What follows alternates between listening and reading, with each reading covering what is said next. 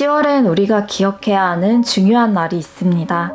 바로 독도의 날인데요. 지금으로부터 약 120년 전인 1900년 10월 25일, 고종황제는 일본인들이 불법으로 들어와 정착하는 것을 방지하기 위해 대한제국 칙령 제41호를 통해 독도를 울릉도의 부속섬으로 지정하고 우리나라 영토임을 명시합니다. 우리나라 동쪽 끝에 위치해 경상북도 울릉군 울릉읍, 독도 안용복길과 독도 이사부길이라는 명백한 우리나라 주소를 가진 아름다운 섬 독도. 하지만 일본은 대한민국 영토인 독도를 자신들의 영토라고 주장하고 있습니다. 1905년 러일전쟁을 치르던 일본은 전략적인 곳에 위치한 독도를 군사적으로 활용하기 위해 일본에 불법으로 편입하는데요. 이 사건을 근거로 일본은 독도의 영유권을 주장하는 다케시마의 날을 지정하기도 합니다. 하지만 우리나라에는 그보다 약 760년이나 앞선 역사적 기록이 있습니다. 1145년 삼국사기에는 독도의 당시 명칭인 우상국이 이사부 장군에 의해 정벌되어 신라에 복속되었다고 기록되어 있으며 1454년 세종실록 지리지에는 울릉도와 독도의 위치를 명백히 구분해 밝혀놓았습니다. 그 외에도 동국여지 승남 등 여러 고문원이 독도가 오래전부터 우리나라 영토임을 증명하고 있습니다. 일본에 남아있는 기록 역시 마찬가지입니다. 1695년 도토리번 답변서에는 독도와 울릉도는 도토리번의 섬이 아니라고 인정하는 말이 기록되어 있으며 1785년에 일본에서 제작된 지도인 삼국점량 지도에는 독도와 울릉도가 조선과 같은 색으로 채색되어 있습니다. 또한 1877년 당시 일본의 최고행정기관인 태정관 지령문에는 독도와 울릉도는 일본과 관계가 없다고 표기되어 있습니다. 최근에는 독도가 그려진 대동여지도 필사본이 일본 국회도서관에서 발견되기도 했습니다.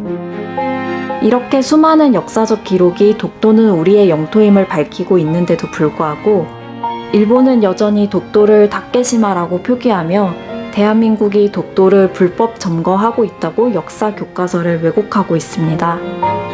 일본은 그동안 우리나라에서 발행해온 독도 우표에 대해서도 불쾌감을 표했는데요.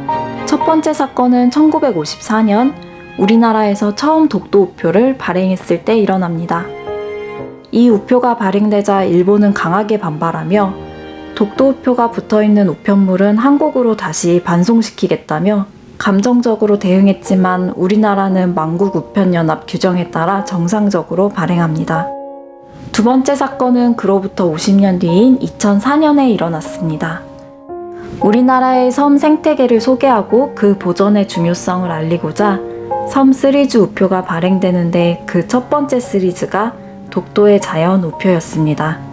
일본에서는 이 우표의 발행 중단을 요구했으나 이 우표 역시 만국우편연합 규정에 위반되지 않는다 판단하여 우표를 정상 발행했습니다.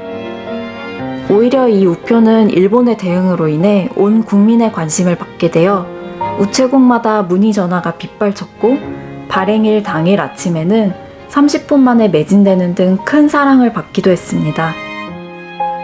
이렇게 여러 우여곡절을 겪었지만 우리는 우표를 통해 독도가 명백한 우리나라 영토임을 알리기 위해 갖은 노력을 기울여 왔는데요. 우표박물관에서도 독도의 자연 상설 전시 코너를 마련해 독도의 소중함을 국내외 관람객들에게 널리 알리고 있습니다. 또 우표 아쿠아리움 코너에서는 독도에 서식하는 다양한 해양생물들의 우표를 3D 스캐너를 통해 생생하게 체험해 보실 수 있습니다. 이번 큐레이팅을 통해 독도에 얽힌 여러 역사적 사건을 알아봤는데 어떠셨나요?